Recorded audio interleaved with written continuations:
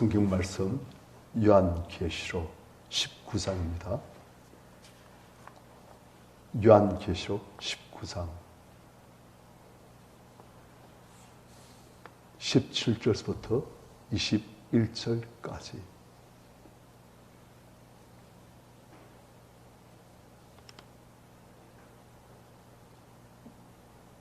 (17절부터) 마지막 절까지 우리 교도하시겠습니다.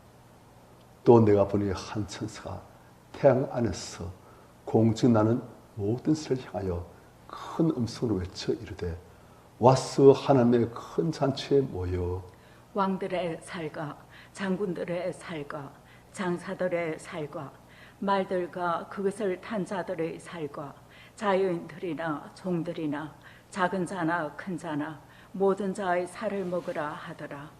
또 내가 봄에 그 짐승과 땅의 임금들과 그대 군대들이 모여 그 말 탄 자와 그 군대와 더불어 전쟁을 일으키다가 짐승이 잡히고 그 앞에서 표적을 행하던 거짓 선지자도 함께 잡혔으니 이는 짐승의 표를 받고 그의 우상에게 경배하던 자들을 표적으로 미혹하던 자라. 이 둘이 산채로 유황불 붙는 못에 던져지고 같이요 그 나머지는 말 탄 자의 입으로부터 나오는 금의 죽음에 모든 새가 그들의 살로 배불리더라. 아멘. 어저께 우리는 예수께서 흰말 타시고 그 입에서 나오는 예리한 금으로 하나님 대적하는 모든 무리들을 대적하여 싸우신 것을, 승리하신 것을, 그들을 심판하신 것을 보았습니다. 그런데 이제 이 예수 그리스도를 대적한 무리들이 어떤 존재들인가, 그것이 오늘 본문에 나옵니다. 17절 보니까 또 내가 보니 한 천사가 태양 안에서, 참 이미지가 참 멋있어요. 태양 안에서 모든 참 만물을 다 비추는 그 태양 안에 한 천사가 있어가지고 공진하는 모든 것을 향하여 큰 음성으로 말합니다. 외칩니다. 그런가? 와서 하나님의 큰 잔치에 모여 왕들의 살과 장군들의 살과 장사들의 살과 말들과 그것을 탄 자들의 살과 자연들이나 종들이나 작은 자나 큰 자나 모든 자의 살을 먹으라 하더라.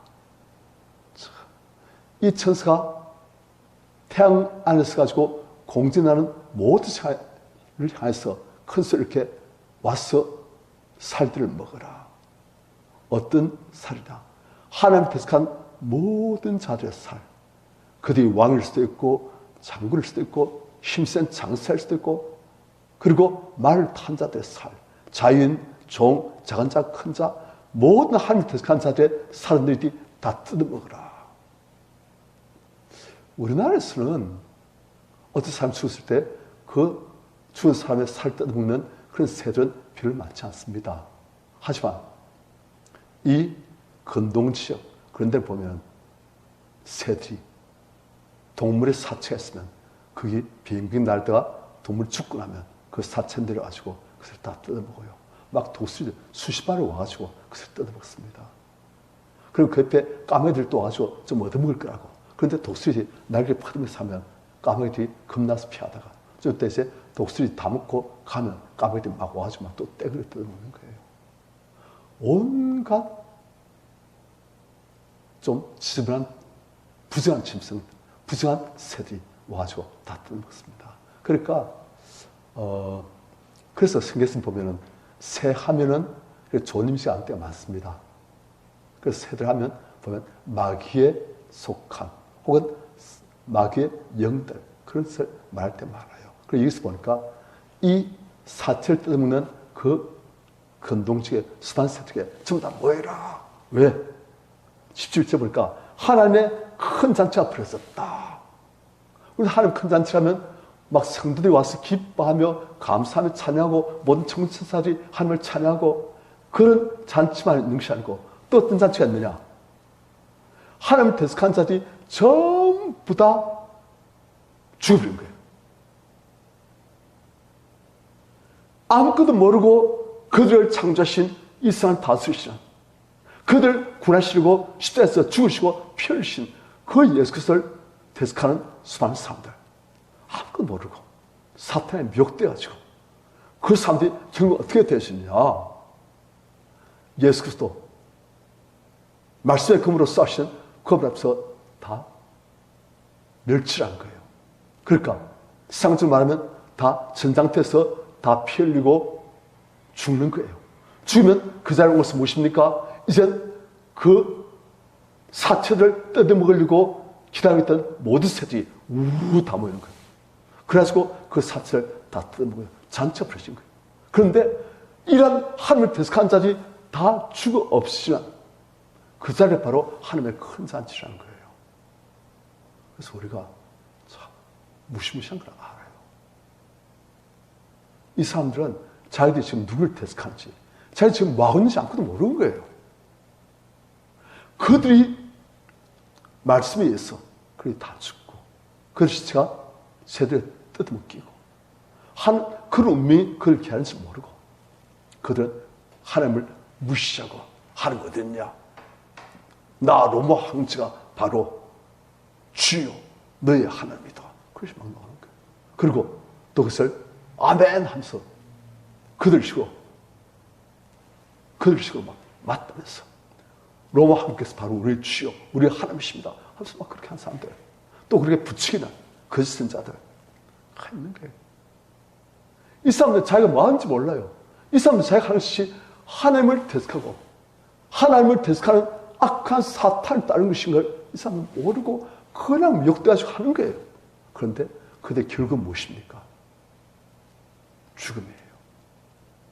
그 시체를 독수리나 까마귀나 온갖 부산 새들이 다 날아서 뜯어먹고서는 그들 눈이 뽑혀지고 살찜 뜯겨지고 그리고 나머지는 또 짐승들이 또 뜯어먹고 막 그렇게 하는.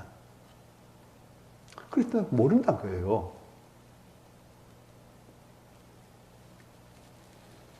자, 이 하나님을 대적한 자들이 어떤 자들입니까? 19절. 또 내가 보매 그 짐승과 땅의 임금들과 그들의 군대들이 모여 그 말탄 자와 그 군대 더불어 전쟁을 일으키다가 그 짐승, 우리가 정말 봤습니다. 이 머리가 7개이고 관이 10개인 이 짐승은 로마 황제를 상징합니다. 로마 황제가 이 사탄의 대행자, 붉은 용의 대행자, 밭을 노는 짐승. 로마 황제와 또 로마 황제에서 정부에서 로마 황제에게 빌붙어 있는 땅의 온갖 임금들. 그리고 그들의 군대들. 그러니까 당시의 세계의 최고의 그리고 최강의 모든 나라들이 다 합력한 그 군대. 그들 생각할 때 어떻습니까? 우리가 진격하면 누가 우리를 막으리요? 우리가 명령을 내리고 우리가 싸우면 우리를 감당할 자 누구리요? 그랬던 거예요. 물론 하나님께서는 그들에게 잠시 이 세상의 권세를 허락하십니다. 하지만 그들의 권세, 하나님께서 잠시 허락하신 조그마한 것, 그들이 영적으로 하고 있는 것이 무엇인지 모르는 거예요. 그들이 상징 권세가 있으니까 그들이 영적으로 하나님을 지금 대적하고 있는 거예요. 그들 위해서 죽으신 예수 그리스도, 그분을 지금 대적하고 거역하고 마귀의 피해서 싸우고 있는 거예요. 그래서 예수께서는 이러한 하나님을 대적한 자들을 지금 당해서 싸우시고 그들 포도주털 그 넣고 밟으시듯이 그들 멸절시키시고 심판하시고. 참 그래요. 우리는 그렇습니다. 세상에서 뭐 조금만 잘 되지만 우리가 최고인 줄 알아요. 내가 마음먹을 때 뭐가 안 될까? 내가 하려고 하는데 뭐가 안 될 수 있는 게 있을까? 다 된다. 나의 권세. 그렇게 하는 거예요.